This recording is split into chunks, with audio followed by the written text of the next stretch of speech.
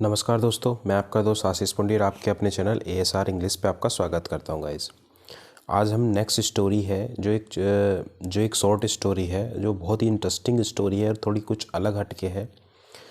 थोड़ा उसके बारे में हम पढ़ेंगे, ठीक है। देखिए, जिसका टाइटल है, थोड़ा अटपटा सा टाइटल है तो समझने की कोशिश करना। जिसका टाइटल है ginger bread man. Ginger bread man. देखिए, जिंजर ब्रेड किसको बोलते हैं।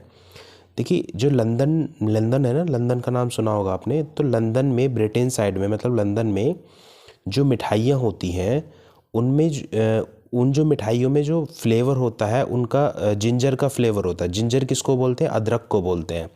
ब्रेड माने तो ब्रेड ही होता है। तो लंदन में जो अदरक वाली फ्लेवर वाली जो मिठाई होती है ना, उसको जिंजर ब्रेड बोलते हैं, ठीक है ना। तो यहाँ पे एक जिंजर ब्रेड मैन होता है। देखिए, इसके बारे में पढ़ते हैं। मैन मतलब आदमी, है ना। इन अ फार ऑफ विलेज। इनका मतलब होता है मे। आ का मतलब एक, फार ऑफ का मतलब होता है सुदूर, सुदूर या दूर का, है ना। विलेज मतलब होता है गांव, मतलब एक दूर के गांव में। इसको नोट कर सकते हैं आप। An old women was baking bread. एक बूढ़ी औरत थी, वॉज बेकिंग ब्रेड।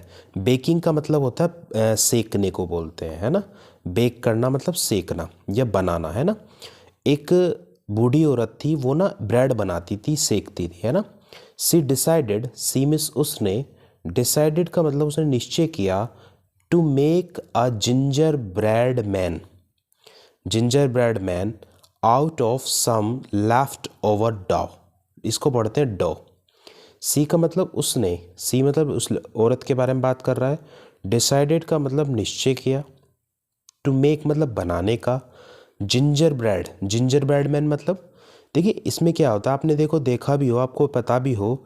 जब हम छोटे छोटे थे तो हमारी जो मम्मी थी ना, हमारी मम्मी क्या होती थी, तो आटे का एक छोटी सी चिड़िया सी बना के देती थी आटे की, फिर उसे सेक के देती थी। वो एक तरह से जिंजर ब्रेड मैन कह सकते हो, अगर आप उसमें अदरक का फ्लेवर डाल दें, ठीक है ना। तो चिड़िया बनाती थी, आदमी बनाती थी, छोटे छोटे से सेक के हमें देती थी जब हम छोटे थे। तो उसको ही जिंजर ब्रेड मैन बोलते हैं, है ना। To make a gingerbread man मतलब वो बनाने के लिए, जिंजर ब्रेड मैन बनाने के लिए, out of some leftover का मतलब होता है बचे कुचे। डो का मतलब होता है लोई, मतलब जो गूंदा हुआ आटा होता है ना, उसको डो बोलते हैं। लोई जो होती है ना, उसको। तो बचे कुचे गूंदे हुए आटे में से उसने उसने जिंजर ब्रेड बनाने की कोशिश की या निश्चय किया, है ना।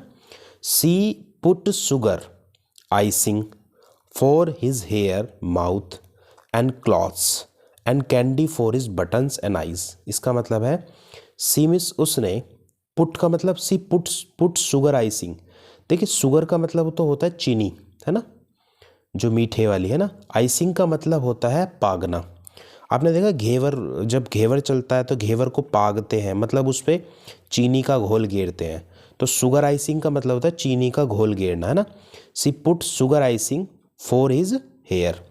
उसके बालों के लिए, मतलब उसके बाल बनाने के लिए उन्होंने क्या काम किया, शुगर आइसिंग की, मतलब चीनी का घोल गेरा। और उसके मुंह बनाने के लिए, हेयर बनाने के लिए, और उसके कपड़े बनाने के लिए। And candy for his buttons and eyes, और उसकी आँखों के लिए और उसके बटन बनाने के लिए, है ना। बटन बनाने के लिए क्या क्या, कैंडी लगाई। कैंडी होती है ना, जो केक पे लगी होती है कैंडी, वो होती है ना। सी देन का मतलब, सी मतलब वह, देन माने तब, put him in the oven to bake. देखिए, ओवन जो होता है, आपको पता भी होगा, आपके घर में हो शायद, है ना। तो ओवन एक सेकने की मशीन होती है, जिसमें ओवन होता है ना। ओवन आजकल खूब चल रहे हैं, तो ओवन में सिकता है ना। तो देखिए, सी मतलब वह तभी, पुट पुट मतलब रख दिया, हिम मिस उसे, जिंजर ब्रेड को, है ना, इन द ओवन, ओवन में रख दिया। टू बेक मतलब सेकने के लिए, उसको ना ओवन में रख दिया, है ना। अब वैन ही वॉज रेडी, जब वो तैयार हो गया, है ना। सी ओपनड द ओवन, उसने ओवन को ओपन किया। एंड वॉज सरप्राइज्ड, है ना, और वो चकित हो गई। कैसे चकित हो गई? The gingerbread man had come to life. Gingerbread man जो था, जो उसने वो बनाया था छोटा सा, वो ना हैड कम टू लाइफ। देखो कम टू लाइफ का मतलब होता है जीवंत हो जाना, मतलब उसमें प्राण आ गए, है ना। हैज़ कम टू लाइफ, उसमें प्राण आ गए, मतलब ऐसे लगने लगा जैसे वो जी गया हो, है ना। He hopped out, he hopped out of the oven. देखिए हॉप आउट का मतलब होता है, हॉप्ड आउट का मतलब क्या होता है, फुदकना, है ना। तो वह फुदक कर ओवन से बाहर चला गया, है ना। He hopped out of the oven, है ना। And ran out of the house, और घर से रैन आउट ऑफ, रैन का मतलब भाग गया, आउट ऑफ द हाउस मतलब घर के बाहर, घर के बाहर भाग गया, है ना।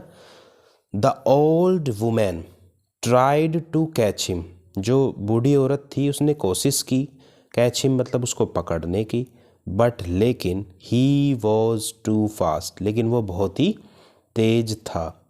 ही रैन इन टू द फील्ड्स, वो खेतों में भाग गया। ही रैन का मतलब भाग गया, इन टू द फील्ड्स खेतों में। एंड मीट अ काउ, वो गाय से मिला, घोड़े से मिला, गोट बकरी से मिला। दे टू का मतलब वे उन्होंने भी, ट्राइड मतलब कोशिश की, टू कैच हिम उन्होंने भी उसे पकड़ने की कोशिश की। बट लेकिन ही रैन अवे सिंगिंग, लेकिन वो गाता गाता, सिंगिंग मतलब गाता हुआ, रैन अवे भाग गया। You can not catch me, he ran away singing मतलब वो भाग गया गाता हुआ, क्या गाता हुआ कि यू कैन नॉट कैच मी, तुम मुझे पकड़ नहीं सकते। ही रैन अलोन, वह अकेला ही भाग गया। एंड रीच्ड अ लेक, और वो एक लेक के पास में, झील के पास में पहुंच गया, है ना, झील के पास पहुंच गया। ही स्टॉप्ड बिकॉज, वह रुक गया क्योंकि, ही डिड नॉट नो, क्योंकि वह नहीं जानता था, how to swim, how to swim का मतलब कैसे तैरते हैं। He saw a fox nearby, nearby का मतलब होता है पास में। ही मिस उसने, सा मिस देखा, एक लोमड़ी देखी पास में।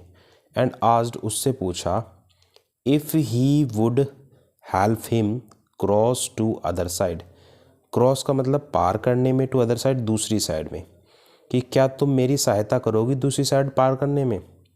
द फॉक्स एग्रीड, जो लोमड़ी थी वो सहमत हो गई, एग्री हो गई।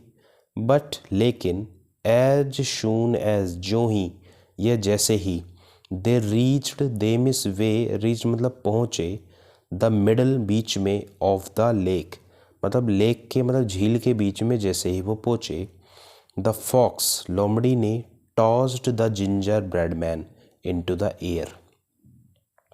टॉस का मतलब होता है उछालना, है ना, जैसे हम टॉस उछालते हैं मैच में, वो टॉस करना, ये वही टॉस है ना। तो लोमड़ी ने जिंजर ब्रेड मैन जो था उसको हवा में उछाल दिया। एंड गोबल्ड हिम अप, देखिए गोबल्ड हिम का मतलब होता है, गोबल किसको बोलते हैं ये नोट कर सकते हैं आप, इसका मतलब होता है निगलना या चबा चबा कर खाना आवाज़ करते हुए, है ना। तो और उसे निगल लिया, गोबल्ड हिम अप का मतलब क्या होता है, और उसे निगल लिया। तो गाइज़ अगर आपको ये स्टोरी अच्छी लगी तो प्लीज़ लाइक कीजिए, शेयर कीजिए, कमेंट कीजिए और चैनल को सब्सक्राइब करना ना भूलें। Thank you guys.